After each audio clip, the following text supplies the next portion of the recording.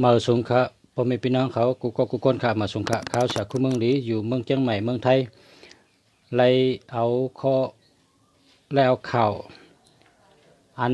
เสียบุญเขาอันที่ไผ่มอยาเขาอันไผ่ป้ายอยู่ดีเขาเปิ้นเอาหมากไม้หมากตอกเมื่อทัดสางคู่ว่าพรดีมันน้ำเต้นน้ำบ้านะครับหมักสร้างพ่อในเป็นหมักไม้ผูกง่ายใหญ่ง่ายลุ่มล่างง่ายเพราะกินเอามีพรดีน้ำเต้ๆค่ะ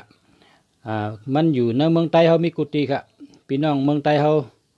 ผูกไว้จอมโหต้นหมักสร้างพ่อก็อำไรลุ่มล่าหังนะก้อยกาหมักสร้างพ่อในเป็นยาทั้งหมดค่ะหักมันก็เป็นยายางมันก็เป็นยาเนื้อมันก็เป็นยาหมักหนุ่มหมักเกหมักชุกก็เป็นยาเบอร์มันก็เป็นยาค่ะเบอร์มันนั่นอ่ำเกอ่ำหนุ่มนั่นเป็นยาค่ะนะเบอร์ที่เกก็เกหนุ่มก็หนุ่มนั่นก็เป็นยาค่ะมาสร้างพ่อในเป็นยาดีค่ะเป็นยาดีเต้ๆค่ะเม็ดเนื้อนั่นก็เป็นยาค่ะเม็ดเนื้อใหญ่แปดกำเนี่ยพอมีพี่น้องเขามากูปอกเนี่ยพอกินมาสร้างพ่อในแปดเม็ดนั่นเนาะกำเนี่ยเม็ดเนื้อใหญ่ไปแปดเม็ดเนื้อนั่นเป็นยาดีทั้งค่ะนะยาดีเต้ๆค่ะเขเขาในเม็ดเนื้อเนี่ยนะเอาตากแห้งเหตำพองเหขึ้นพอน้ำอุ่นกินกลางเนื้อสองเจาะเห็นไหมครับว่าเจาะเล็กๆนะเจาะกับผีเนี่ยนะเมืองเมืองจับปานเปิ้นก็กินเม็ดในเปิ้นพอกินมาสร้างพ่อในเปิ้นกินจำเม็ดค่ะเม็ดในเปิ้นกินน้ำครับกิน3 เม็ดเลยนะ1 ก้อนในกิน3 เม็ดอย่าไปกินน้ำเม็ดเนื้อเนี่ยค่ะนะเม็ดในทำเป็นยาหังเนี่ยเป็นยาดีพอกินในแมงต้องแมงเสลือกตกหมดค่ะแมงต้องแมงเสลือกอันแมงติ่มดีอยู่ในตัวเขาเนี่ยตายหมดค่ะพอกินเหมือนจังตัวเดียวในกินให้3 เม็ดค่ะแหละนี่3 เม็ดก็พอค่ะ1 2 3นี่กิน3 เม็ด3 เม็ดกันในกระป๋อค่ะอันนี้เกี่ยวกินอะไรกันเดียวค่ะเนี่ยนะเกี่ยวกิน3 เม็ดกระป๋อค่ะหนูกินน้ำอาลูพันดีเลยน้ำนะพันดีเลยน้ำมาสร้างพ่อในตำกินอันดิบก็ไล่พอหุงเนื้อวัวเนื้อหมูพอหุงเนื้อนั่นปุ๋ยเนี่ยเอามาสร้างพ่อใส่ปุ๋ยกำเดียวนะมันก็เป็นยาดีแล้วก็เป็นอันตั้งกินหากินง่ายผูกง่ายลุ่มลาง่ายเป็นยาตั้งแตงตั้งหักตั้งเปลือกตั้งเนื้อตัวอันขาวๆก็เป็นยาค่ะเป็นยาดียางมันก็เป็นยาต้นมันก็เป็นยาเบอร์มันก็เป็นยาหมากมันก็เป็นยาหักมันก็เป็นยาค่ะเขาขาดได้มาอ่านด้วยลองพรดีมาสร้างพอพรดีเลยกินมาสร้างพอ1ยาห้องเขาเจ็บนะครับเพราะเผยเป็นห้องเขาเจ็บนะกำมันห้องว่าอาจจะเองนั่นเพราะเผยเป็นอาจจะเองยอกกะนะห้องเขาเจ็บนะพอตื่นมาเจ้าลูกมากินมาสร้างพ่อค่ะมาสร้างพ่อในป้อปอกอย่าไปล้างค่ะอย่าไปล้างละก็เบอร์ยางมันนั่นเป็นอียาค่ะป้อปอกเนี่ยอย่าไปล้างป้อเคยล้างก็ล้างมือไปปอกป้อปอกก็อย่าไปล้างแทงให้กินกันเดี๋ยวยางมันก็เป็นอียานั่นก็ยดยาปันใส่เจ็บห้องเขาเจ็บนะในตัวในคิงคนเขาเป็นอียาดีเต้ๆค่ะเพราะว่าปอกก็อย่าไปล้างกินกันเดี๋ยวค่ะเนาะ1ยาชาอันเลือดออกจอมไส้เลือดออกจอมเนื้อต้องเพราะขี้ออกเป็นเลือดเป็นอันนั้นก็กินชาต้องเจ็บไส้เจ็บตั้งเนื้ออันเป็นเจ็บเป็นเย็นตั้งเนื้อนั่นเพราะกินมาสร้างพ่อเนี่ยหายกันเดี๋ยวค่ะก็พอกินมาสร้างพ่อเนี่ยพอลุกมาก็ล้างน้ำก็กินขนาดนะพอล้างน้ำก็กินเอาค่ะล้างแคมๆให้ก็ปอกก็อย่าไปล้างให้กินกันเดี๋ยวนะกินเนื้อมาสร้างพ่อกินเนื้อค่ะเนาะกินเนื้อมาสร้างพ่อ1ยาห้องเกาเจ็บหาย2กินสาลำไส้หาย3พอเป็นวัดก็หายค่ะพอเป็นวัดเป็นอันขี้มูกไหลกองคูหลังตันเนื้อไม่อันเป็นวัดให้ได้หน้าผักไม่ชดเนื้อพอเป็นวัดให้ได้ขี้มูกไหลน้ำหกขึ้นเป็นวัดจะไหนก็หายเนาะ แล้วก็มาช่างพอชุกเนี่ยนอกลอกกันตั้งน้ำพึ่งตั้งน้ำนมเอาตาหนาในก็สิวหายค่ะผิวหางหลีเนื้อหนังหางหลีก็เป็นยาตาหนากุมิวอันเปิ้นเฮ็ดมาในกำผาเนี่ยเปิ้นใช้หมักช่างพอนะครับเปิ้นตื่นใส่ปะค่ะเนื้อหมักช่างพอเนี่ยมันก็เป็นยาตาผิวหนังเฮาผิวหนังหางหลีค่ะเพราะว่าหน้าเพิ่มหางหลีหน้าเพิ่มเป็นสิวแล้วก็เอาหมักช่างพอชุกน้ำพึ่งน้ำนมนอกลอกกันให้ตาหายกำเดียวค่ะน้ำพึ่งน้ำนมหมักช่างพอค่ะเนาะตาหนาแล้วก็หมักช่างพอ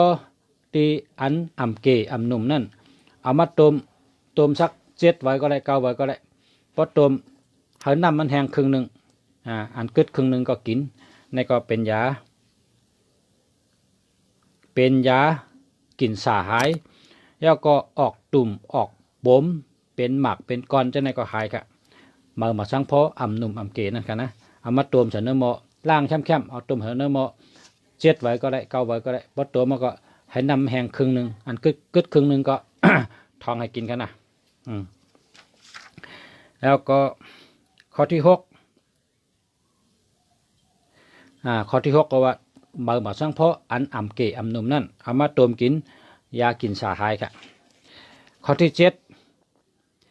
เม็ดมาช่างพอในเป็นยาแมงเสลือกตกค่ะเพราะว่าก้นกับเคี้ยวมีตึกออกมาที่หูก้นแมงต้องมีในตัวมีขีมเป็นตึกว่าไหนก็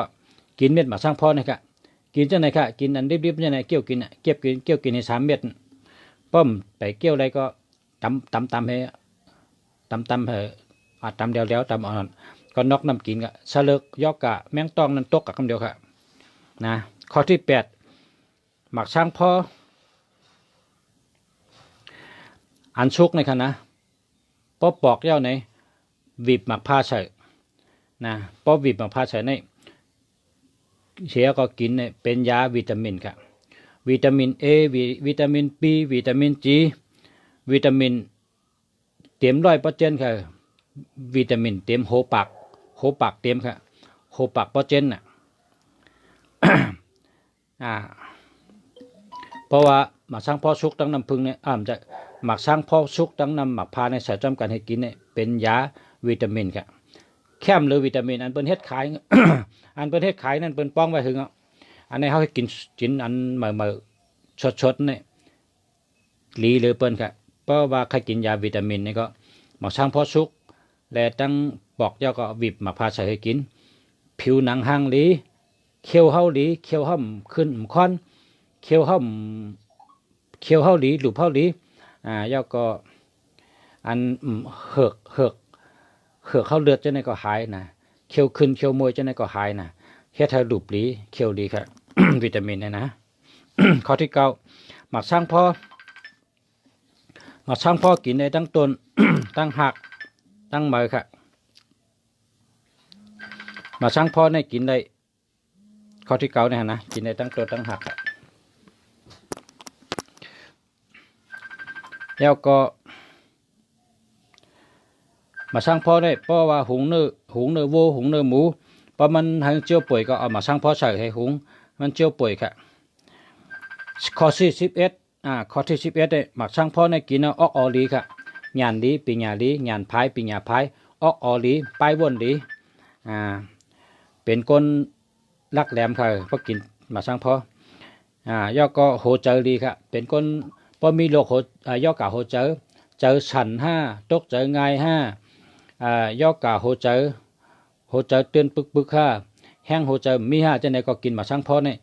เป็นยาแทงแห้งมาโหเจอค่ะเป็นยาแห้งมาโหเจอค่ะมาช่างพ่อเนี่ยนะกำในข้อที่12พอเป็นเจ็บเป็นเย็นก็กินมาช่างพ่อค่ะหายนะเป็นเจ็บเป็นเย็นก็พอเป็นภายนอกเย็นออกจ้อมภายนอกเนี่ยก็เอาเบอร์มาสังพ่อในตำให้อุ่มไว้ขนาดพอเอาเบอร์มาสังพ่ออันที่อำนุ่มอำเกนั่นตำให้อุ่มไว้กะที่เป็นเจ็บเป็นเย็นก็หายกันเดียวครับเนาะข้อที่13เป็นยาล้างลำไส้ค่ะลำไส้คนเขาในพอกิน มันกินบ่อยกินหังกวนอ่ะกินน้ำมันว่ะกินช้างอะไรเนี่ยมันเหมือนจังเขาเอาข้าวใส่หวานให้กินข้าวจานนั่นน่ะหวานก็กูไว้กวนอ่ะนะพอห่อมไหลล่างมันก็ใส่เขาก็กูมันนั้นอะไรแกกินมันมาช่างพอล่างลำไส้ ลำไส้เขาเต็มหมดเฉลียาวก็ปกแกกินมาช่างพอในผิวหนังหางลีนานเท่านะครับนานเท่าเป็นคนนานเท่าอาชักก็คือก็ยามันดื่มเท่าว่าจะเนี่ยข้อที่16เป็นยาอาจากเกครับพอกินเขาว่าต้องชัดต้องยิงต้องชัดต้องแน่นอาจามเกพอกินเหี้ยวกับขี้ก็ตึกเป็นก้อนเป็นกากตึกเป็นเป็นยาอาจากเกครับอาจากเกมานั่นมันจังยาเกแรดนั่นน่ะพอกินเขาว่าต้องข้นเป็นเขาว่าต้องชัดต้องแน่นพอกินหังก็ขึ้นขี้ออกเป็นก้อนเป็นปุดเป็นปัดเนี่ยมันแล้วเนื้อตองเขานั่นถัดไผ่เขาโอนมันกินหังก็มันแล้วหรือบ่ไหนก็เลยกินมันมาช่างพ่อค่ะพอกินมาช่างพ่อเนี่ยเป็นยาอาจารย์เกเฮ็ดให้อาหารแล้วหรืออาจารย์เขากินลงต้องก็แล้วหรือเพราะกัดไทยพายลงเนี่ยก็พายง่ายค่ะเนาะพายง่ายข้อที่17ลดไขมันนะครับเพราะไขมันอันว่านั้นพอเป็นไม่ยิ่งก็ขาเยอะแขนเยอะปุ่มโถนะพอเป็นคนใจก็ปุ่มเยอะนะปุ่มย่อนปุ่มเยอะไขมันน้ำนะมันน้ำไขมันน้ำหนาฉะนั้นในก็มันมาสร้างพ่อในพวกกินเนี่ยเป็นยาลดไขมันครับลองไขมันอันมีอยู่ในตัวขิงก้นเฮาตีมันปุ่มย่อนว่ะปุ่มเยอะว่ะฉะนั้นตีมันอันตีมโหลนั่นก็ไขมันทั้งหมดนั่นมันได้หายกันกล้วยค่ะเนาะไขมันก็เต็มมีข้อที่18ครับต้องนองนะก็หายค่ะนะต้องนองหายต้องนองต้องอิ่วก็กะขี้เป็นปกออกมาเหมือนจังน้ำลายนั่นนะเหมือนจังขี้มุกน้ำลายนั่นก็หายค่ะข้อที่19เพราะกินตาเสนี่เป็นอียาอายุวัฒนะพายก็ง่ายน่ะเพราะกับพายลงได้ง่ายน่ะออกกางง่ายๆดีๆมันได้เวงครับออกกางกล้วยมันนะข้อที่19ข้อที่20ยาตาผิวหน้ากูเมียวเนี่ยในเมืองกำพาเนี่ยเพิ่นก็เอามาช่างพ่อเนี่ยเฉยมาจ้อมนะครับมาช่างพ่อเนี่ยเป็นยาผิวหนังหางลีเนี่ยเอาตาตั้งนอกก็เลยเอากินตั้งในก็เลยค่ะเนาะเอาเนี่ยครับพอมีพี่น้องเขามาช่างพ่อก็กึดแทงอันแทงตอนขาดตั้งไกออกมาห่อแทงทำไปตั้งได้ปิ่นมาเป็นไตมันตึกเป็นดิกไทยเฮาคาเตเอามาปิ่นเป็นดิกไตเหตุขึ้นห่อเนี่ยพอมีพี่น้องเขาอันในพรดีมาช่างพ่อค่ะเนาะให้พ่อแม่พี่น้องเขามีไปอยู่ดีเข้มอยู่ดีกินหวานอายุยืนยาวนานเท่านานเกะให้มีไปวนดีออกออลีงานดีปีงานดีมาชมค่ะกูก็กวนกะมาชมค่ะ